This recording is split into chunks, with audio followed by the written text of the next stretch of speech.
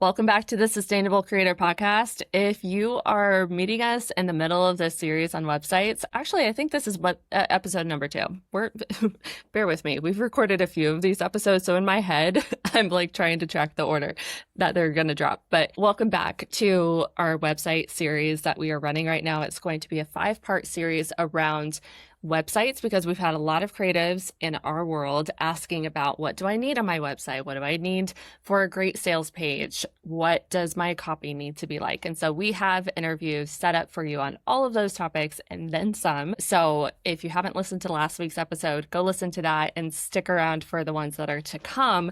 Today, we're going to be talking with Martin Chris, who specializes in sales pages for creatives. We had the privilege of meeting Martin in person a couple of months ago, and he is just one of the most down-to-earth, genuine human beings you will ever meet and really knows his stuff. He has worked with some of the top creators in the industry. I won't name any names, but you guys would just be super ecstatic to hear. I'm really excited for you guys to learn from him today because he's going to share what makes a great sales page, which I know a lot of us, when we hear that word sales page, we get really in our head and we're like, oh, where do I even start? I just want to sell my offer. Well, that's what this conversation is for. So welcome to the podcast, Martin. Thank you so much for having me, guys. I'm excited about it. Very excited. We are too. So we're just going to throw you straight into the deep end. We've now mentioned sales page a couple times. How is a sales page different than any other page on a website? Yeah, of course. So the sales page has only one word. So I like to think about this or to picture the following. So imagine in your home, you have many different rooms, right? So you have different rooms for different purposes. That's a website. You know, I compare that to be a website where you have all your rooms, all the different things that entail your company, right? Your business. So you have the home page, the about page, the service page, you have everything there. The sales page is just focused on one and only one goal. So the goal for the sales page is to sell. So we don't want to distract people with something else, right? So that's really the work on how I will define and differentiate a sales page from any other page. It's like you put there all the details, everything related to your offer, and you try to not distract people with something else because, you know, humans get distracted easily. So that's the main thing about sales pages. For our audience that is creative service providers, do you differentiate between like the standard website that has like, this is my services and a sales page, or is that kind of the same thing? It's different, right? So if we think about in terms of your audience, will be like coaches, something like that. They have different services. So I would think about on the services page as the page where you actually list out or show up all the potential solutions you have, right? Or the solutions you have for different purposes, right? So you might be a coach, and so you have, I don't know, community, you have a program, you have a lead magnet, or consultation. And so that's the services page. And then the sales page is the page that will take you to that specific page from the service page, right? So you click on the consultation, coaching, whatever it is you're offering, and then we send them to the sales page where you actually explain what this is about. Mm-hmm. So if I think about the anatomy of a good sales page, what are the go-to parts that make a great sales page? Sure. There is one thing that is really important. I want to touch on that first, which is the hero section. So I like to compare this with a thumbnail for your YouTube videos, right? I think nowadays we are very familiar with the hook mentality kind of thing, right? Where you are trying to get the attention from people before they actually watch anything. So the hero section is the first thing that you see on any page, right? And the hero section is the top part of the section. To make it very clear, it's the above the fold. So it's the first thing that you see as you land on the page. And that's the most important part. I would say you have to spend a good amount of time focusing on the hero section, because if you don't get people's attention, then boom, they will leave your page immediately. And so the hero section definitely is one of the sections that you need to pay attention to a lot and invest time there to make it really great. And we can go into the details, but to answer your question, the hero section, the first one, and then social proof. And I am a very advocate for the social proof above the fold as well. Okay. And by social proof, I mean testimonials, any type of social proof that you can place there, right? It could be testimonials, it could be the companies you work with, or how many people you helped, any stats that are relevant. And then I like to think about this, about the sales page as a relationship. Because when you get to start talking with someone, especially if you are dating, let's put it in that way, right? If you came to a date with someone you don't know, you are not gonna kiss this person at once. You're gonna start talking, you get to know each other.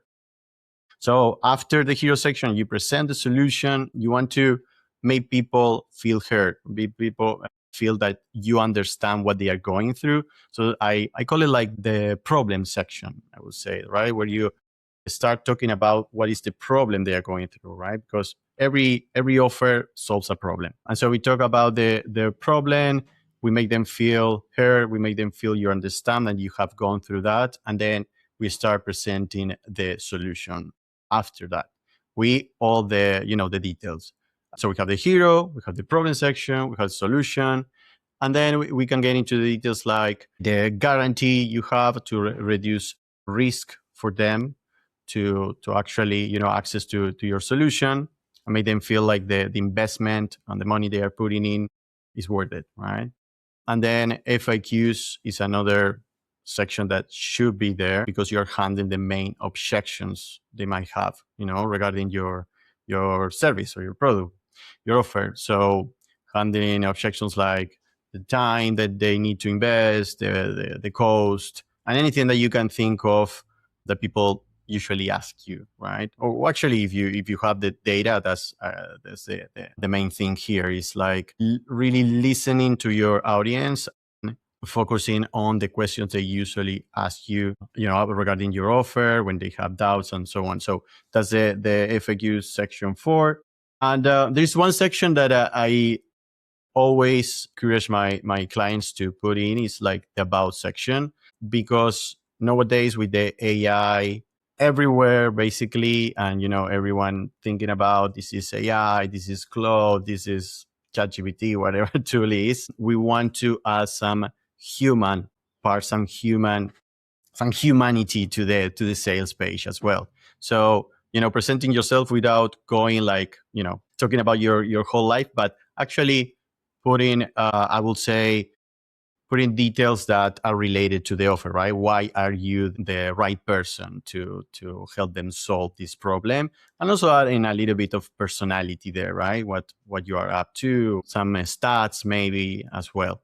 And then at the end of the page, right, if someone scroll through all the page, we want to remind them what they are, why they are there, really. And we usually use like a final call to action, right? So kind of pushing them to go to the next step.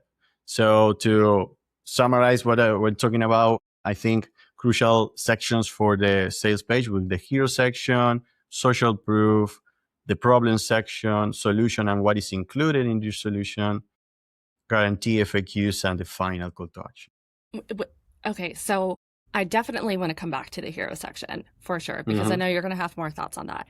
But as I'm thinking about all of the layers of that sales page that you just brought up, for one, you said those are the go-to parts, which makes me wonder there's even more sections you could add if you wanted to. Is that a correct assumption? Yeah, definitely. Okay. And then so maybe if we have time, we can go into some other ideas there. But the other question that came to mind was, I know a lot of people will have buttons throughout their sales page. If anyone wants to just jump to the checkout page or the details, is that something that you recommend as well?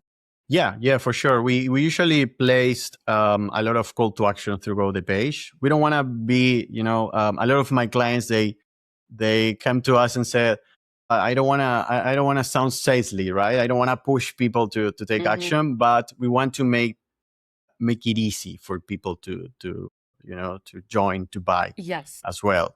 So we usually split the call to action throughout the page. The hero section, of course, in the hero section, it should live for sure, right? It has to be there. A lot of times we use a fixed header, a sticky header. So as you're scrolling, you have the logo like a header, like a navigation at the top, and you have the call to action right there, always visible. But I think at some point when you're scrolling through the page, you kind of overview that, like you don't see that anymore. So we also include that in the section as well as you're scrolling, right? But we tend to put it in like one section. We put a call to action. In the next one, we don't put it, so it doesn't feel like we are pushing you to buy. When you think about like that you're scrolling through, like you walked us through, I love the framework that you have. Does that get applied exactly the same for everybody, or is there instances when you reorder some of those boxes or sections depending on the type of business you're working with? Yeah, that's a great question. Actually, yeah, it depends. It depends on it depends on the offer. What type of offer? Is not the same having a low ticket offer versus high ticket, medium ticket offer. So there are some things to consider. To give you an example, a community that is very exclusive and a high ticket. Think about there's a community called Hampton. I think is Yep. run by Sam Park. Sam Power, yeah, you got it. He has a very very high end exclusive community, and so for that kind of community, you probably want to make sure that the filter for people or the legibility for people is very clear and early on, so you don't waste people time, right? So in that case, we'll put the kind of typical.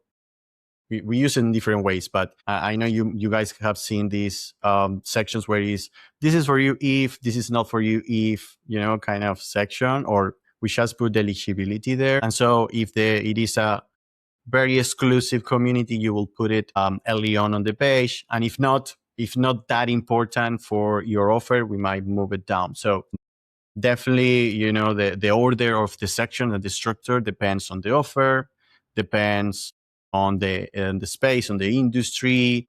Yeah, those are the two main factors. Now, then it depends sometimes other little details, but I think those two factors are the main ones to think about the structure and the order. I think the idea of the filter is really interesting, and it's something that I've been starting to see people use more on websites more recently. Do you have a couple other examples of how people use filters, just in case someone is considering one of those? Yeah. So one of them is eligibility. If you're thinking about, especially for communities or programs, right? So, whether the program is or the community is for you, right? So we want to make sure that people has the right background, the right details, the right, how we call it, like the right attitude, as well, or, the behaviors to join, because you might, if you have a community, you might be expecting certain things from the members, right? So you want to put it right on the page. Yeah, I think it's more about, who is on the other side, right? And if they are the right people to join. Because I'm thinking, a lot of the offers we work with are mostly communities or programs or cohorts. So the type of filters we use are usually eligibility. One that came to mind just now is for J. Klaus, we put it the eligibility he has for the community. And so in that case, he has is something like you have to have like 10K followers between the platforms, right? So that's another example there. Or, the amount of revenue you have on a monthly basis. That's another thing as well. Yeah, those are good. If I go back to the hero section above the folds, the very first thing that people see on a website, I completely agree with you on. You want to make a good first impression, right? That is what is going to make or break whether someone wants to know more about what you're offering. Have you found that there are any quote unquote key ingredients that help to make that entice them to want to see more rather than leave? Sure. I think that the main thing as you land on the page is to understand it. As I don't think it has to be whether the design is wonderful and you see it's like how impressive this is, unless you're selling something that like has to be impressive for people because you're the offer is around something like that. I don't know. I can think of video editor or video animation. You might want to see something related to that. But for the most offers, the first thing, the main thing is to make it super clear so people know what is in it for them. really, right? That's a common mistake we see a lot of times is in an offer, they tend to talk about them, right? Whether Mm-hmm. instead of talking about what is in it for the audience or the target Mm-hmm. audience. And so they tend to focus on that. That's the main thing. What is in it for them, who this is for, and how it works, right? How the mechanism of the offer, right? How we're gonna go about it. So I think that's the main thing as you land on the page. It's like in a few seconds, I need to understand your offer. Do you have a kind of like a rule of thumb of how many words you're allowed to put in that hero section? Yes, I mean we don't have like a limit. We tend to make it short enough to make it clear, right?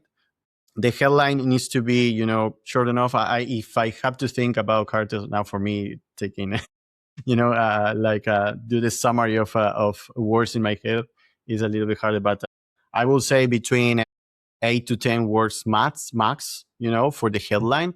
And then on the paragraph, the sub headline we call it, is like the supportive text that goes after the headline. We go into 2-3 paragraphs usually. Sometimes there are some exceptions where we go a little bit longer if it makes sense or if it's too valuable, right, for the reader. If I think about you mentioned that you want people to know that you understand them right off of the bat. So if we just lean into that concept for a quick minute, how do you make people feel like you understand them beyond just that initial header or first impression that they see? I think the best way to think about it is to describe what you have gone through. So one common pattern that we see is like the offers are solutions for your past self. It's like you're Yes. creating a solution that, for a problem you solved before. So it's like talking to your, your past self of 5 years or whatever time it is. And so the things that you have gone through. So maybe, 5 years before you were on a couch doubting about your whole life and you didn't know what path to take. And you start to describing these scenarios for people, right? You're going through this and that. I'm feeling this, I'm feeling that. I think the emotion, right, is really important there. Like talking about what the feelings, right? What you were going through in some part of your life. I think that's a good way to describe or to make people feel related to what you're talking about, because they will see themselves, oh, this is me, right? It's like that's the goal with this section, is to make them feel like, okay, this guy is talking to me because I am going through all of this, right? Mm-hmm. Our audience loves prompts. And so are there any prompts that you find have been really helpful to really get to the core of some of those examples, the offer being really relatable to the clientele or why somebody created it, things like that? That's a good question. So have to think about prompts. I can think if in a way that it will be like so at the beginning it will be more like, this is your life right now, or this is what you're going through right now, and you tend to go through some of the things they are going through, and Mm-hmm. then what we're trying to do is like to help them to think about what the future will be as well, within the same section. So now imagine yourself this life. So we are going through the pain, and then we are walking them through a possible better future right there in the same I like section, that. right?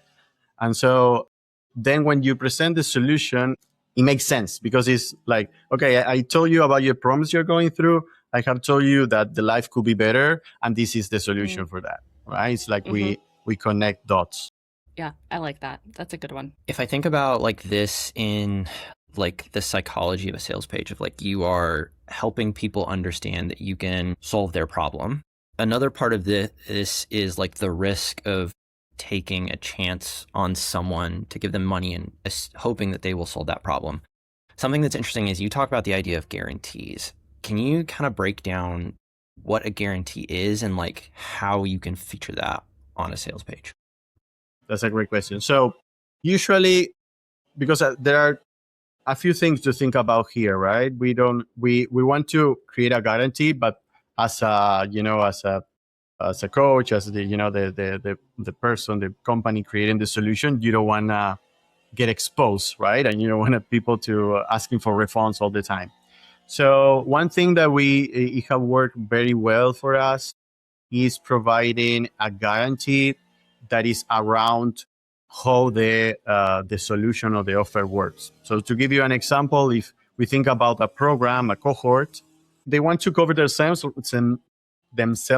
right? Because they don't want to get exposed, right? And get people to ask for refunds all the time.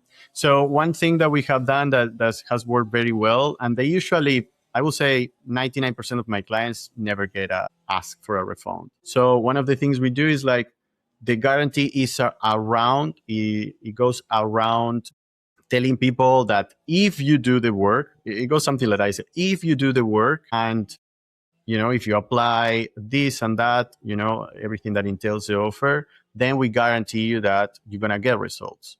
And so it's a way to say, okay, but because a lot of times or most of the offers that we usually work on these sales pages are usually as I said, right? Programs, community, cohorts. So it needs work from people. It's not like a down for you kind of service. So they need to put their work. So if the guarantee usually goes around, if you put the work and you don't get results, then within 14 days or 30 days, whatever time it is, we'll give you a refund. So that way it's like, okay, I know you are putting an investment and I want you to feel safe about it. And so I guarantee you that if you put the work and it doesn't work, then I will give you the money back.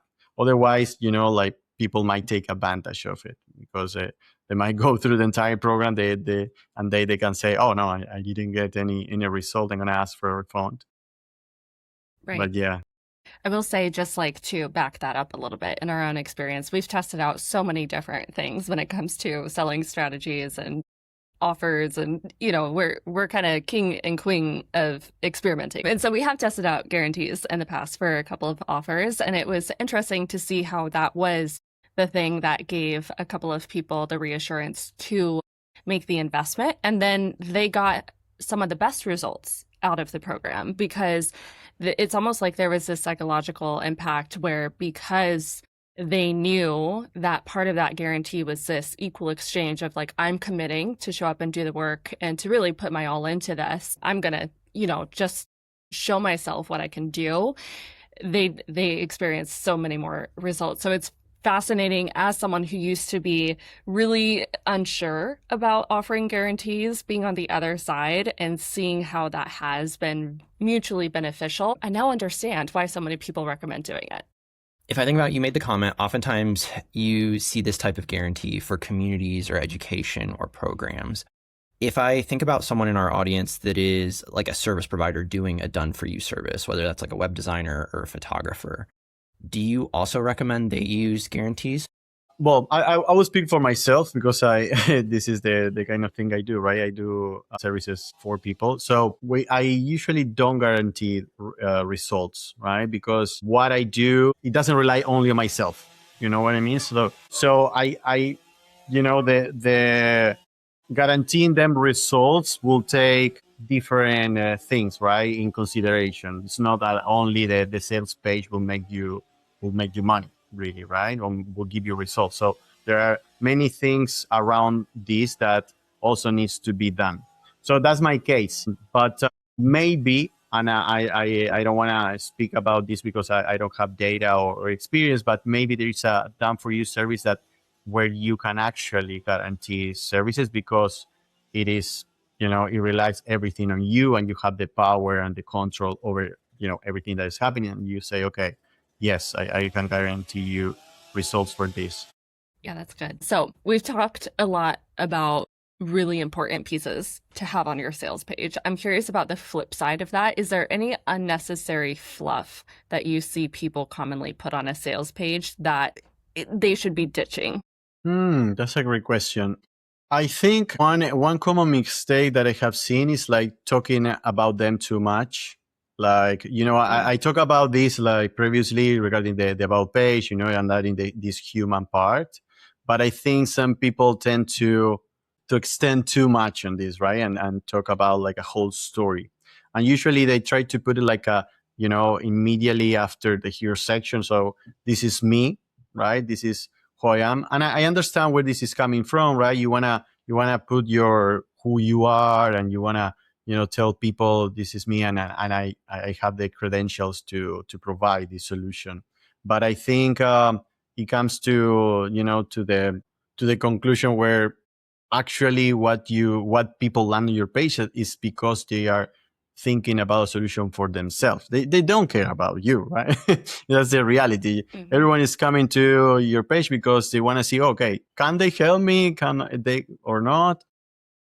Mm-hmm. And I think that's a really common mistake where they tend to extend too much and talk about them, too much, and that's not really great or really an optimal thing for the sales page purpose, which is actually helping people at the end of the day, right? It's interesting as you talk about like people write about themselves on a sales page. I'd be curious your opinion of like when you get to like what's included in an offer. Oftentimes it's written like deliverables, and it's how it affects me as a service provider, not necessarily the experience or what someone is getting when they purchase. Is there a process that you go through to help people like reframe of like, oh, you should write about what's included in terms of the person buying it, not what it takes to deliver it? Yeah, well, actually, when we go through this process, the first thing we do is to going through a strategy, and we help them to capture everything we need to then create the page. So in that phase, we ask them all the questions needed for us to get information, and then to actually start working on the content. So we usually are the ones writing the copy, right? And so to your question, we then focus on talking directly to the people behind the screen. Really, right? Mm-hmm. Mm-hmm. If I think about the process that goes into building a sales page, you've talked about sections that go on a sales page. I want to hear about the process in general, from ideation to completion. What does that look like for you? Like in terms of what do you recommend for people? Yeah, so one of the main or common mistakes we see is that people tend to think about or tend to prioritize design before anything else, or they think that the design is gonna give them results. And actually, what is most important, and I and I'm telling you this as a designer, right? Because I feel like I'm more of a designer, but then became more of a strategist. But my main expertise has been always design. And so I think the structure and copy are way more important than design. Of course, the design play a big part here as well, right? Because there are many things that you can do with design that will improve your conversions. But if you don't get the structure and copy right, then the design doesn't matter much, right? So if we put in a balance, structure and copy will drive the results, right? Rather than the other way.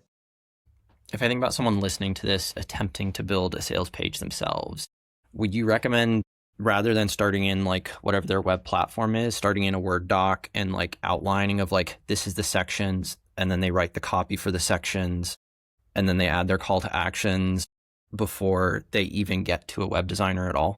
Yes, 100%. They need to think about, ask the right questions. I think the right questions to ask yourself before you start working on the sales page is really important, right? So who is your audience? What's your goal? What's the offer about? What entails the offer, and everything in between.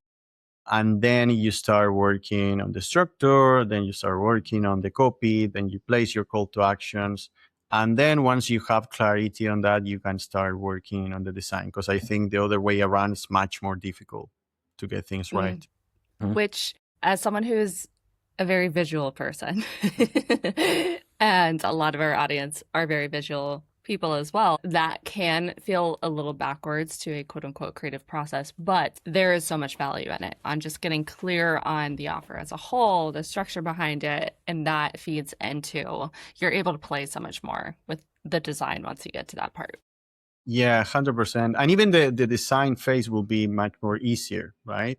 Because you have more clarity already. You have the content True. itself and the structure, and so you can start working from there. Whether if you start with a blank design and then Canva and you start designing, it's like, oh, I have to think of so many things right now. I don't know where to start. Right? Oh yeah, for sure. I think I believe you have a lead magnet that actually asks a bunch of those questions that, like, what do you need on a sales page? And I think we'll be able to put a link for that into the show notes for anyone interested in that. Is that correct? Yes. I think that's a very valuable lead magnet because you can get to see the main question you need to ask before actually starting your work. And in that same lead magnet, you can see a lot of different examples from real clients that we have worked with, to get inspired to create your own landing page. And also there you have the template as well. So it's quite complete because you have the question, you have the structure, and you have the examples to get inspired if you get stuck on any of the sections. It's really good. I definitely recommend you guys going to take a look at it because Martin really does lay it all out. He breaks down, you have a visual of the different sections he recommends and then examples of how different people have done that. And you really get to clearly see his process and make it apply to you. It is probably one of the most valuable lead magnets I have ever seen, just of the utmost quality and very generous, which speaks a lot to you as a person and your work ethic as well. So definitely go check that out. As we kind of start to wrap up here, what are some of the most common questions you get asked about sales pages? Yeah. So one of the common questions is, around the results they will get, how much time will get for them to, to see results or see improvements on the page. And then another thing is regarding the how many call to actions should we put in. That's something that they are worried about a lot. I have seen so many clients or come to me is, no, please remove some of the call to actions. We are being so salesy. A lot of people is worried about being too pushy for their audience. It depends on on how they are positioned, but that's something very common we hear from our clients. That is interesting. You have me curious now. Is there a ratio you recommend for call to actions as a sweet spot? Like how many call to action compared to sections that you would have on a sales page? I will say, definitely on the hero section, we want to have a call to action. And then I will say after 2 sections, or, you put one call to action on one section, then the next one you don't add it. And then the next one you put it again. So one with call to action, one without it. It's usually, more or less. Sometimes we repeat it because of the flow of the page or the composition of the page, how the structure of how the copy is written. It makes sense to put, another call to action. So we might repeat another call to action in 2 sections continually. But yeah. If I think about, we've now talked about all of like, how do you structure this? What are the sections you need? What questions should you be answering? Is there anything on the design front that people should be thinking about on a sales page once they've completed all the other steps? Sure. I like to think about this on a simple basis. So I think if you get right the hierarchies, and what I mean by hierarchies is like, helping people to visualize the most important things first.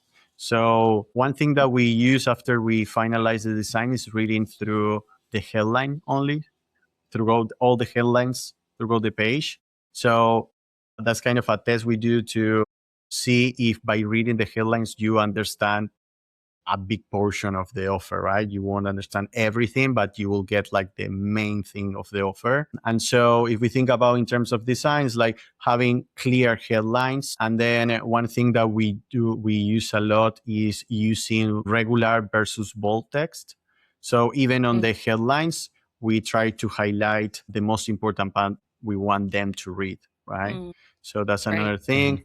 And then I think one common mistake when thinking about design is like trying to put images everywhere. And sometimes, more clean design, more is, using white space, using some breathing between sections is more important than filling out with images that don't add, anything else. So a good way to think about it is like asking yourself if the image or the visual you're using is actually supporting the text that where you're putting the image alongside. Yeah. So if the image or the visual is not supporting the text, is not adding value, then don't put it. Don't add it at all. That's interesting.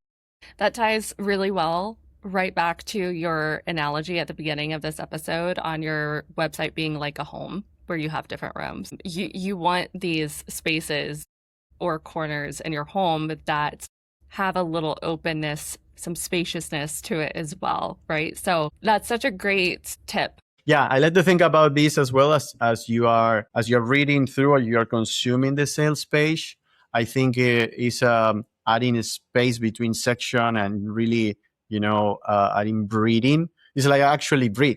So you're talking, and then you never stop. It's like, oh, you don't allow people to actually integrate what you're saying, right? So if you put a lot of information compressed, I don't have time to to breathe. So it's like, okay, I go through this section, then I breathe, then I go through the next section, then I breathe. Kind of like that. That's so good. It also sounds like if this is, yes, you're putting a lot of words on a sales page and what at the end of all of it, but if you think of it as a conversation, you don't just want one person to be talking the whole time. Exactly. And so that's another way of looking at it too, is you're giving them a chance to be able to digest and respond, even if you're not going to, actually be having a conversation with them out loud. It's a version of that. Yeah, 100%. It's like a conversation with someone else, right? You need to give space to each other. Yeah. Yes, that's so good. So I think we can move into lightning round here. We just have a couple of semi-quick questions that we occasionally take a long time on. The first one we have for you is, what is the most recent change you've made on your own sales page? That's a good one. So recently we have actually redesigned the whole homepage, and we have put a lot of focus on the people we work with, because I think it's a very big leverage for us. So if you actually go to our homepage, you will see a lot of faces going on. Ooh, it looks like a kind of a community. But I think it's a way to say that we really care about the people we work with. And also it's a way also to, of course, social proof, because a lot of the people we work with, they have big audiences or they are very established in their space. So it's a good way for us to, to show that we have done cool things for cool people. And we have put a lot of focus on the work, on the portfolio as well. So you go through the pages. Basically, we don't put much words on the page. We have done the page in a way that is more like show and don't tell kind of thing. And so yeah, that's one of the things that we have done there. But I think it's very applicable for our for what we do versus other offers sales pages. Actually, most of the sales pages we do is the opposite way. We focus on the structured copy, as I said, and then we actually focus on the design. Mm-hmm. Your sales page is fantastic. So another great example for anyone who is curious about just seeing your work in action. All right, next question is, what book are you currently reading? Oof. I'm not reading anything right now. The last thing I was reading, The Psychology of Money, I think is Something yeah. like He has more than one book. I think he has many books around. Yeah, I think money I just saw organizers. he has a follow-up book to that, The Art of Spending Money, which I'm now seeing everywhere. So that may eventually make it onto my TBR list. That book is a bit of a dense one to go through, but it is really interesting. It's also a good one that if you put it down, you can come pick it back up anytime. So it's a good one. Yeah. I was enjoying that one, the Psychology of Money. I need to come back to that, guys. Need to get better at my finances. In kind of like the big mega trend that a lot of creatives are thinking about right now is AI. Is there any way that you are actually consistently using AI that's helpful? Yes, we use AI. We use cloud a lot for the beginning of the project where we go through the strategy session. So I've been using AI to help us think, really, like a coworker there. And so for the initial part, for the strategy and for the copy, we use a lot AI. We don't rely on everything because sometimes they sounds like AI. Sure. Yeah. So we need to be careful with that. But it's definitely, a good, fantastic tool to work on that and to do research. We had actually recently changed our internal process. We used to have a questionnaire that was full written, and now it's half written and half video answers because we want to capture more of the feelings, of the emotion of the person, the expressions, and all of that. And so we are using that, and then using these transcribes, the all the answers, and then also transcribes from social media content to capture the voice. So for that, it's been very, very helpful using AI. Really Nice. speed up the That's cool. process. Yeah, I'm glad that's been helpful for you. It's nice to find good use cases that make a difference for, you. So that's awesome. Okay, next question is, who are you learning from right now? Well, I bought a course from Chris Do actually around Nice. brand strategy because I was curious and I want to keep learning. So yeah, I bought his course Yes. and I'm taking it. It's been really Nice. good. Yeah, I'm learning That's cool. to be a facilitator, for sessions, Mm, for brand yeah, strategy sessions. Hmm. that comes with its own learning curve for Oh, sure. that's really cool. That is awesome. As we wrap up here, we like to save time for the last bit here is, do you have any questions for us? Ooh, okay. Give me 10 seconds. I just hear Jeopardy music in my mind. Okay, what's the next move for you guys in your business? I don't want to see. I was tempting to see to say what's the next move of your life, but I think that's a big one. Maybe I can. Well, we're always making moves in business and life, so there's we're doing a lot of work on a rebrand right now, which is the next big move, I would say. And that comes with a lot of different layers, so I don't want to spoil all of the beans, but there's some fun things happening there. A lot of the things that we're talking about in doing the interviews for this website series is also like things we're doing in parallel with our web designer. And so it's just interesting, like seeing like we're having conversations about how like best practices of doing this. And then we're also like in parallel doing it ourselves. And so it's very interesting seeing like how we're learning about it and doing it at the same time. It was not intentional. Love that. Definitely not intentional. Just worked out that way. That's fantastic. It's like life putting things together, right? Like Right. Yeah. Right. Exactly. So for yeah, you guys that's to been keep fun. going. Well, thank you, Martin. This has been really fantastic.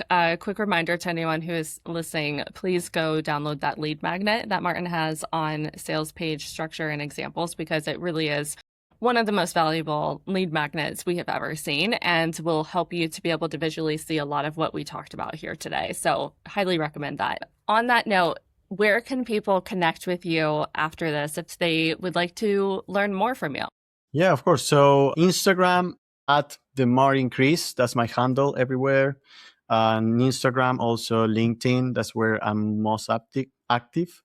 I have a YouTube channel, but you don't have many things to binge around yet. Hopefully, we'll Yet, keyword. get more active there. Yeah, yeah. Yeah, awesome. Well, we'll leave all of those links for you guys in the description for easy access.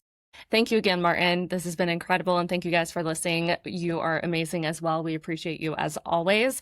Join us next week. Next week, we're going to be going into another episode in the series on websites, and it's going to be on, drumroll please, Video sales letters. and if you don't know what that means, you'll find out next week. So stay tuned. All right. Thanks for listening, guys. See you next time. Bye.